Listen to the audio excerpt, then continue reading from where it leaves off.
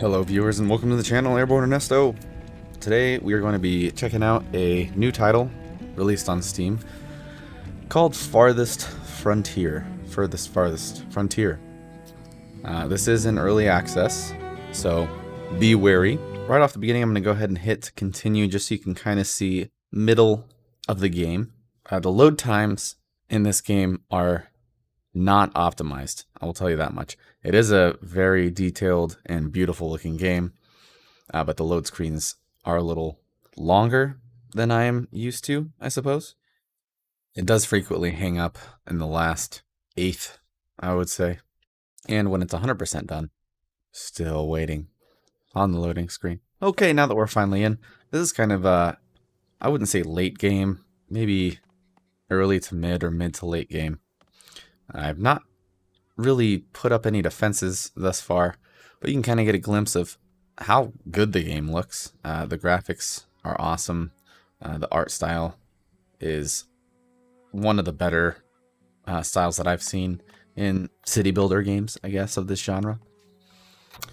You can check out here a medley of different building options that are categorized based on the type or genre of that building. And those are also tiered. So you start with the basic primitive stuff and you move your way to the higher tier items later on in the game. There's also defenses, and at the moment all I've seen is a barracks building, which can be used as a defensive structure, or you can go in and place a tower.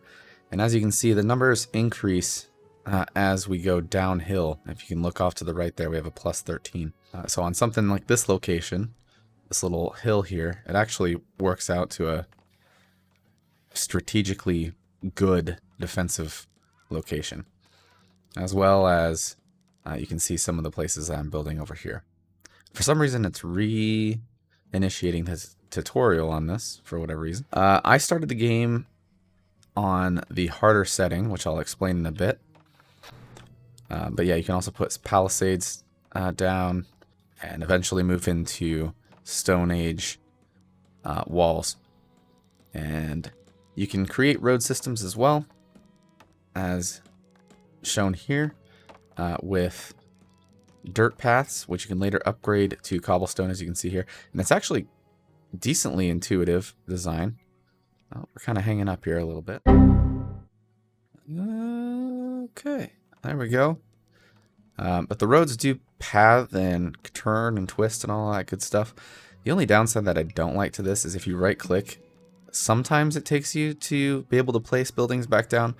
And sometimes it just completely locks you out of the menu and you have to go back in and find it, which is a little frustrating. It's now gone now that I'm going to place something. If I could right click and click on a different item rather than going through the system again in this UI, that's something that I would like. I believe the time frame here is the 1700s, I want to say.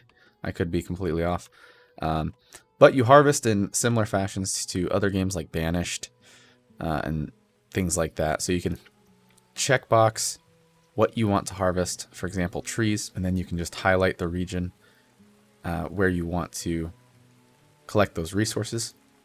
As you can see here, there's natural resources, and they are dynamic. So here is an area where deer have been sighted, and the two chevrons there, arrows pointing up, kind of shows the quantity of that particular animal in the area. So we actually found a decent place here because there's actually two. And if you hover over those and highlight, you can actually see where those animals are located. They will run from villagers. So if I speed up time here, you'll see that they kind of take off and they will eventually come back in the roundabout area of that icon. You can place different things, labor camps, work camps, where they'll just continually gather stone and rocks. This is heavy resource management. I don't know about the easier settings, but the hard settings, it's pretty difficult. I have a decent setup here. And if you can go up to the top here, you'll see that I have 2 months worth of storage. And then the right red icon or orangey icon shows what will spoil in the next month. So we have 2 months of food, and next month we will lose 1 month strictly from spoilage, not including consumption. So there's not going to be any buildings that stand out that are much different from other games that you've played. For example, the Forager Shack just gathers local things in the area of radius here. So you can see that we have some berry bushes and stuff that he will automatically collect from these bushes rather than me going in and clicking harvest on them, for example. It looks like I do have a barn built, however I don't have any animals, so I disabled that. But it follows the same tree, so you gather logs, for example, and then you can take those logs to a saw pit to make planks, or it can be cut into firewood, which can also be burned into charcoal, etc. There's a bunch of different types of storage locations.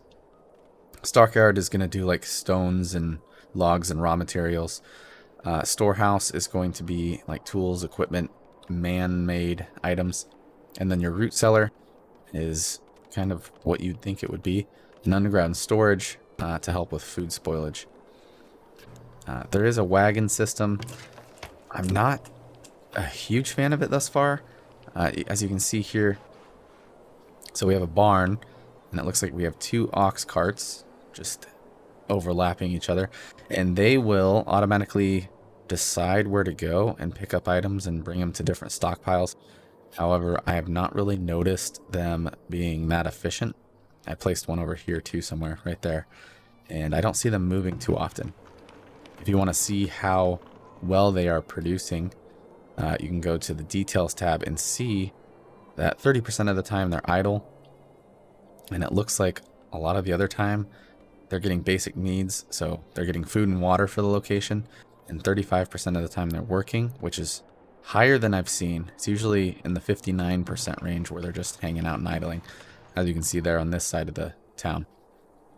Any building that you click on will show radius. It'll automatically bring up the HUD for the type of thing that it's doing. So this is a arborist. So it's kind of showing you a heat map of where trees will grow the best. And that goes for the workers as well. So if you click on a saw pit, for example, you'll see the workers highlighted are employed by that location. Red means it's missing something. So it looks like we're missing melee weapons. However, he should have access to a bow, which is fine for a tower. There is a combat system of this game where you get raided by raiders. Who else? And they'll come in with melee and bows as well. And they do a significant amount of damage to the villagers on the setting that I have. There is a creative mode if that's the type of gameplay that you're into, the leisurely stuff. Also have a trading post, and you'll see that these ox carts will come through, which is showing a trader. So I can come in here and take a look. And now we have a trader. You can get multiple traders at once, and there'll be different tabs up here. So you have to do the same thing like you would in Banish and other city builders or colony sims, and transfer goods into the inventory of your market. And then you can see what they are paying extra for, or what wouldn't be a good idea to sell to them. So for example, I have honey. I have none in the inventory, so I can transfer in, let's say, 48. One of my workers will go grab the honey, bring it to the market stall, and then we can come in here and sell it. So now we have 48. I can go in and sell all of it for 240 gold. And that brings me into the next point, the monetary system. So you set buildings, housing, as shelters or temporary shelters for the work camps. And as you place them down, there is a desirability rating, as you can see here. And I have a couple of shrines, a school, a healing hut.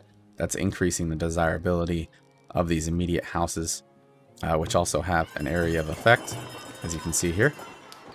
Once they get to 30% and some basic needs are met, they will automatically upgrade to homesteads. And once again, we'll upgrade again once I hit these requirements. So I really need to up the desirability to get this to move on to the next upgrade here.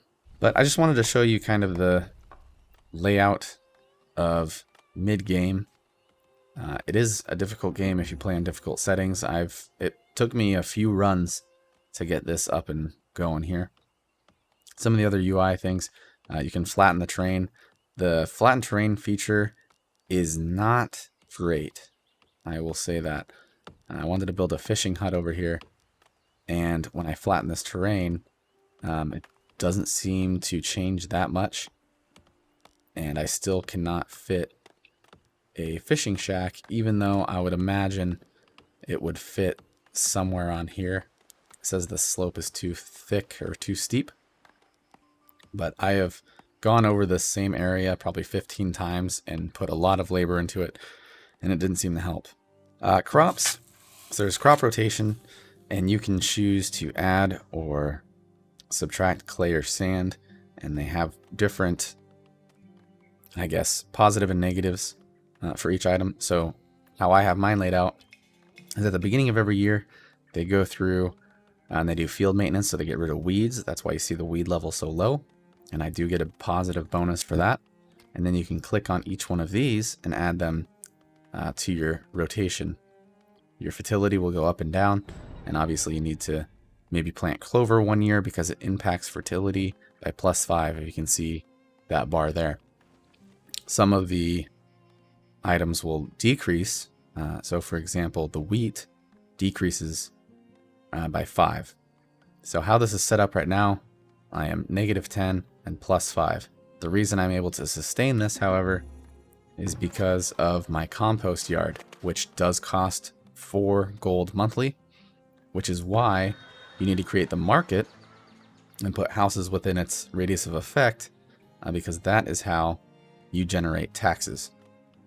So this building goes and collects the human waste and composts it and turns it into fertilizer, which I can then use to fertilize this farmland here. Your town center also upgrades as well, and that's what's going to dictate the tiered levels of buildings that you have available to you, as well as having certain buildings unlocks other tiers of buildings. Lastly, take a look over here. Set exploration point. So you have a pretty large map, but you're not going to be able to see a lot of it in the beginning. So what we can do is hit set exploration point, and a random villager, one in the area, will come out here and get rid of the fog of war. Go into the professions tab, similar to Banished, Ostriv, all those other games that you've played. You can set the amount of professionals in each category.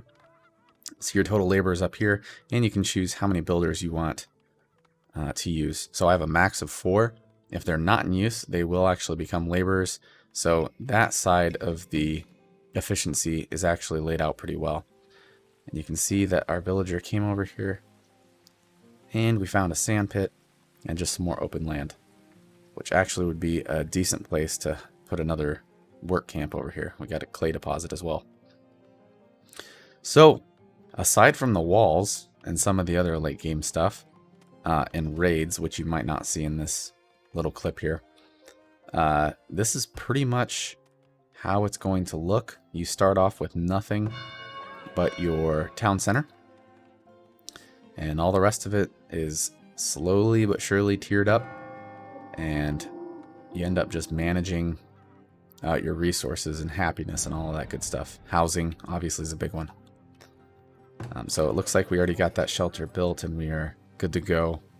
So that's some of the stuff that you can do here. I'll show you what a beginning game looks like, just so you can take a look at that as well. Go ahead and save the game. Alright, back at the main menu. I'm going to create a new settlement rather than loading my saved game, just so you can see the options that you have available to you. So these are the basic starting options that you have. And you can actually go in and do, I thought you could do creative, but maybe not. Apparently not. But it just gives you different options. How many hostile forces, the frequency, healthcare issues, the amount of wildlife that's in the area, and then also your map type.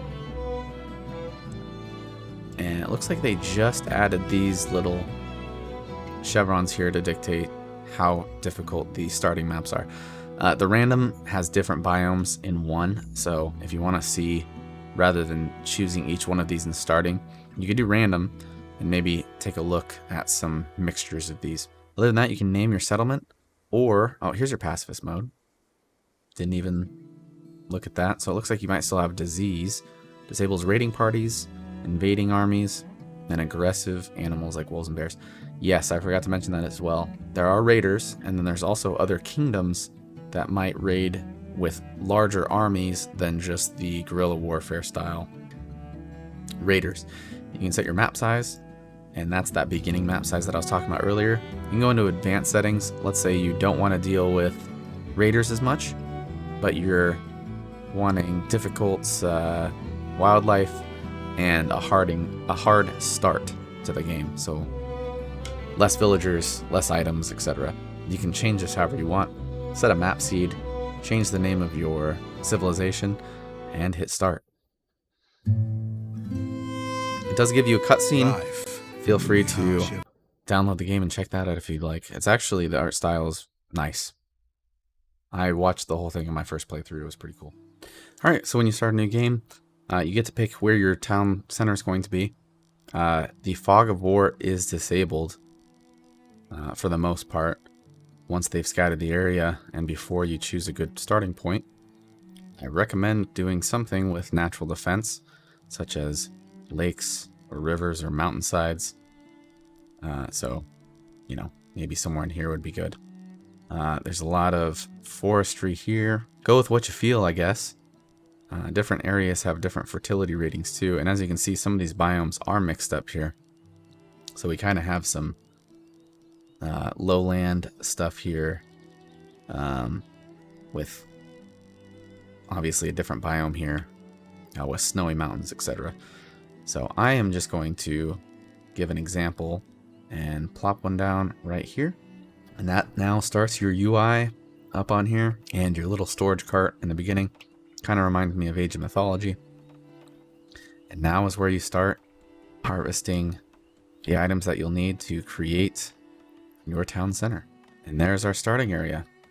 So you can go in and do whatever you'd like. For roads, for example, might be beneficial to set something up like that and come in and start plopping down houses. You rotate with tab, not R. R will bring up another menu, and you'll see me accidentally hit that all the time. You can hold shift to place multiple items. We actually have a decent hunting place here too, so we can go ahead and go to food production and throw down a hunting cabin. And we're also going to want a well, so we'll place one of those. And some storage. You definitely need a firewood splitter. And as you can see, this lowers the desirability, so we don't want to put it too close to these houses, because you'll see that their desirability goes down. Figure out the layout. That's actually probably the best advice I can give you, is follow a layout plan right away. It's going to make it pretty difficult to remove and relocate all these items once you have them built. So I would strongly suggest that you deal with that immediately. So put a fishing shack. And you'll see certain bonuses. So if there's an icon of a fish, that would mean we'd have increased efficiency in that area. Medicinal roots. So we can put a forager shack here. Try to get it in an optimal location, but it doesn't look like we're going to find anything too great here. So we'll put one here, and obviously this looks like a good spot to have one too, because we have a lot of natural plants here. You notice that some of these I'm highlighting, they're not doing anything with, and that's because they're thickets. They are not trees. So you do have to go in, and you can either do clear all or hit remove on these thickets, but you just don't get as many resources of trees, for example. You don't need a whole lot to level up the first place. You just need 8 houses, 30 people, and a market, which is pretty simple to do. You don't want their travel distances to be too over the top.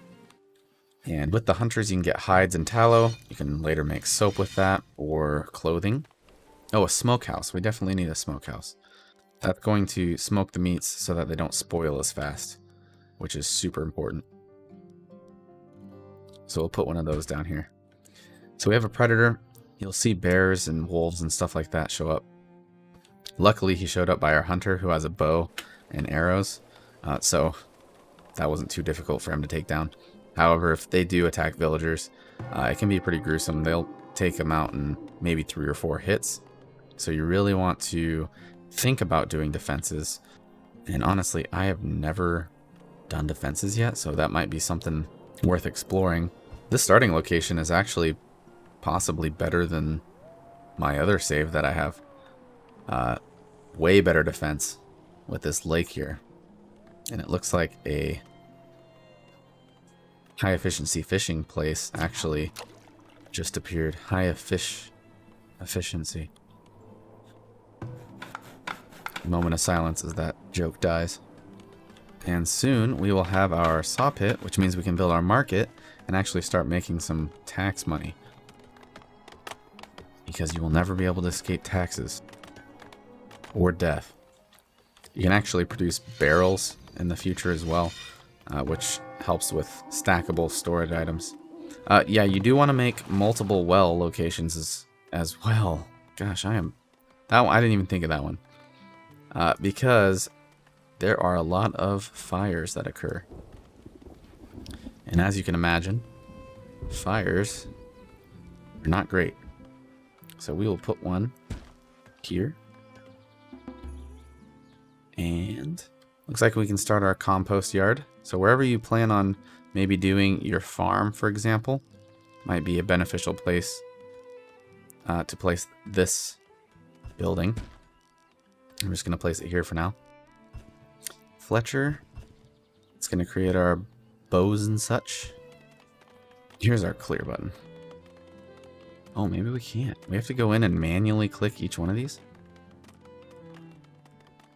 That is a little annoying. I'm not going to lie. If there's a better way, let me know down in the comments, but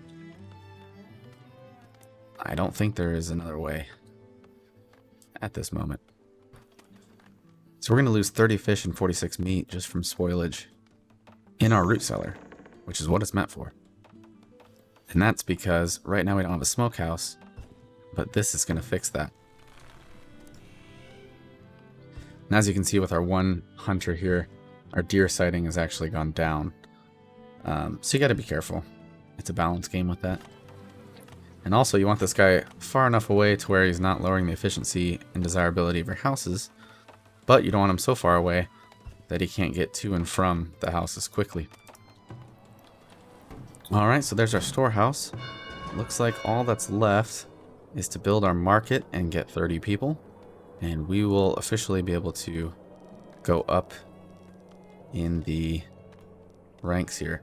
Now I'm going to go ahead and place a market.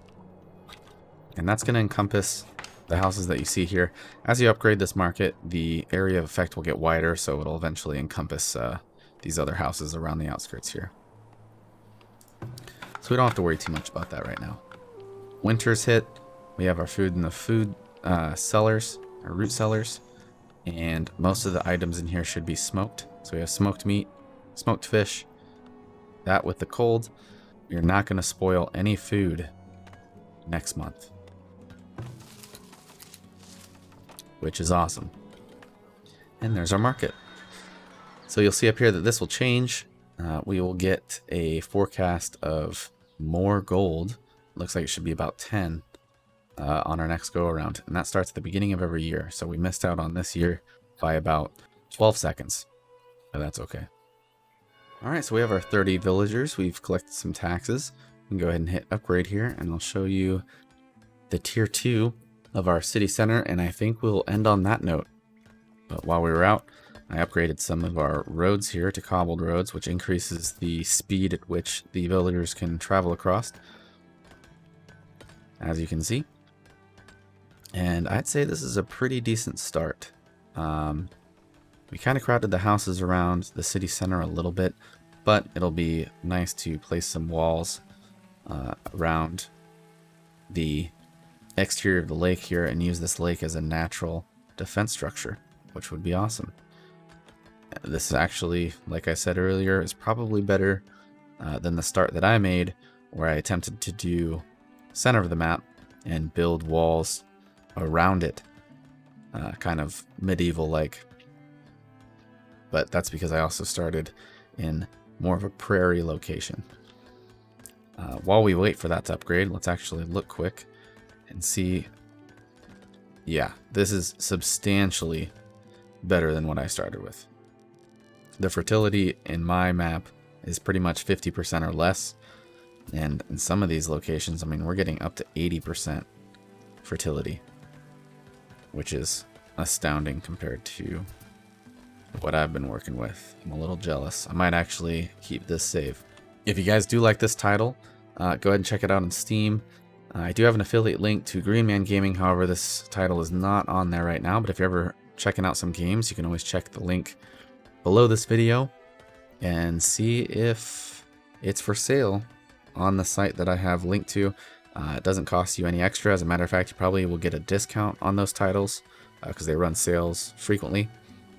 And it gives a little bit of a kickback to the channel, which allows me to buy more titles and provide you with more reviews and gameplay footage videos. We're getting a blizzard coming in. There's our tier 2. You can see the requirements for our next tier. And we're going to have some new unlocked buildings, as you can see in here, to include schools, rat catchers, healing posts, all of that good stuff. A vault for your gold if you want to store it in a little safer location. But that's going to be it for this. If you like the video, go ahead and hit the like button. If you disliked it, just leave and never come back. This is a little bit of a longer video. I try to keep it at a half hour. We're currently coming up on an hour, but through the power of the internet, hopefully you'll see a somewhat condensed version of this game. If you watch some of my other reviews and tutorials and stuff like that, I don't just give quick overviews and leave you without the full picture. Obviously this is not the full picture, but this is a decent start, more than you're probably going to get from watching 10 minutes of gameplay with not a lot of narrative over it. But appreciate you guys stopping in. If you want to see more videos of this title, go ahead and leave a comment and let me know if you have questions. I love answering questions about tutorials or anything like that. Thanks for joining me, guys. Make sure to subscribe to get a notification for the next time that I upload a video.